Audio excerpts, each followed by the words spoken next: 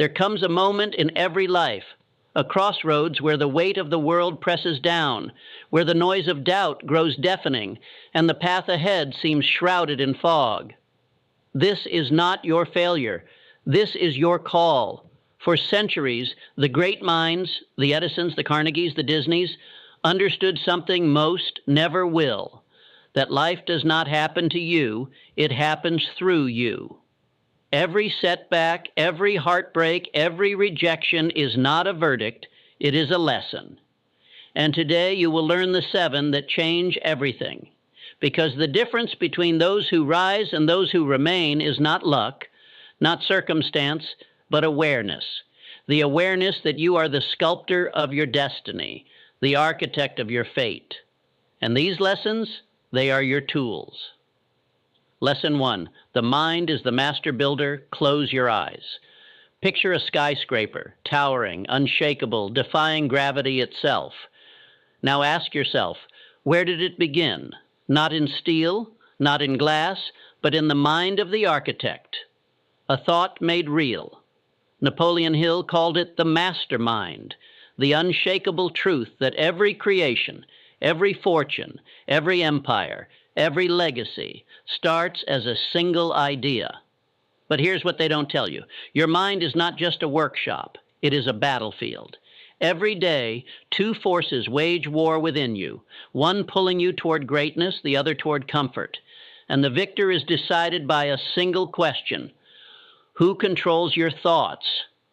The masses let the world dictate their reality. The few, the awakened, dictate it themselves. They plant visions like seeds, nurture them with belief, and defend them against the weeds of doubt. Because they know this truth. What the mind can conceive, it can achieve. But first, you must decide to conceive it. Lesson 2. Desire is the starting point of all achievement. A fire without fuel dies. A ship without a compass drifts. And a soul without desire, it sleepwalks.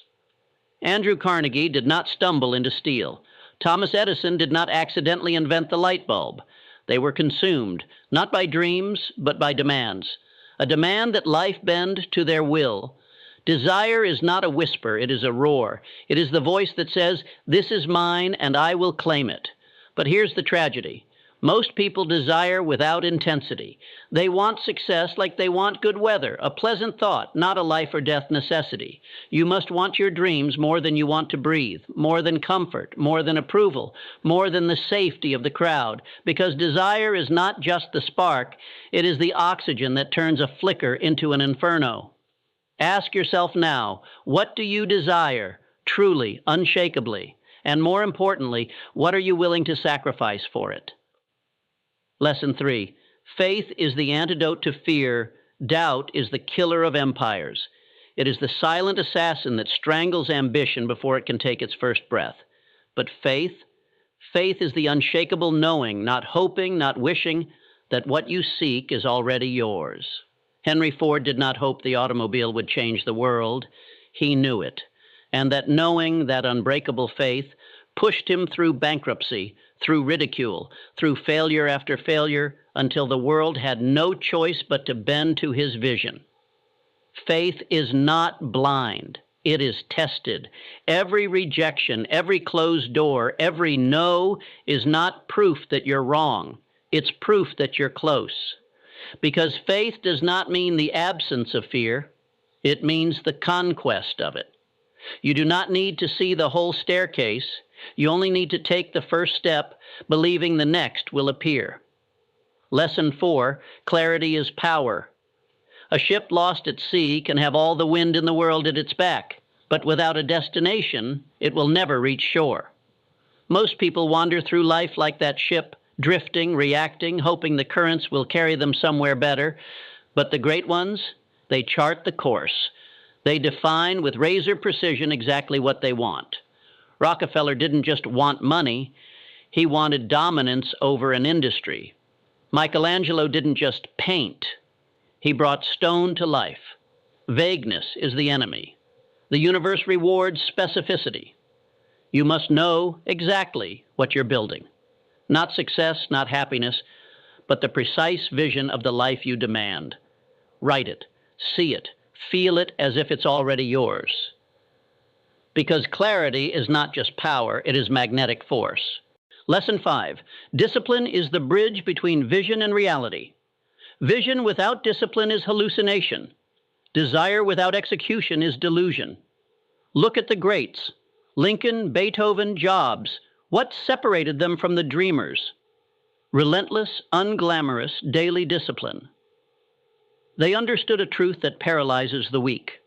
Motivation fades. Willpower fluctuates. But discipline is immortal. Discipline is the silent architect that turns one day into day one. It is the force that drags you from bed when the world sleeps, that keeps you working when distractions scream, that forges greatness in the furnace of routine. You think Michelangelo woke up inspired to lie on his back for 4 years painting the Sistine Chapel? Number he woke up? Committed. The path to mastery is not a sprint. It is a 1,000-mile march, one step, one breath, one relentless act of will at a time. And the bridge between the life you have and the life you demand? It is built brick by the hands of discipline. Lesson 6. Action is the great equalizer. The universe does not reward thinkers. It rewards doers. Ideas are currency, but only if spent. Plans are maps, but only if followed. The most brilliant vision in the world rots in the graveyard of someday without action. Teddy Roosevelt did not philosophize his way into the history books. He charged. Oprah did not wish her way out of poverty. She worked. Action is the alchemy that turns thought into gold. Here's the brutal truth. The world doesn't care what you know. It cares what you do. Knowledge without application is arrogance. Potential without effort is waste. You want success? Act. You want change? Move. The moment your feet hit the ground, the universe rearranges itself to meet you. But first, you must begin. Lesson 7. Gratitude is the secret of abundance. The final lesson, the one the wealthy whisper and the masses ignore, is this. Gratitude is not weakness. It is power. The greatest minds in history, Einstein, Da Vinci, Mandela, did not curse their obstacles. They thanked them because they understood. Scarcity is a mindset. Abundance is a choice. Gratitude is the magnet for miracles. It shifts your gaze from what's missing to what's possible. It transforms envy into fuel, setbacks into setups, and ordinary moments into extraordinary blessings. When you wake with gratitude, you don't just see opportunity, you attract it. When you end the day in gratitude, you don't just rest, you multiply. The richest person is not the one who has the most, but the one who needs the least. Because gratitude is the currency of kings. The climax, your legacy begins now. This is not a speech. This is a reckoning. For too long, you've stood at the edge of your potential, waiting for permission, for the right time, for a sign.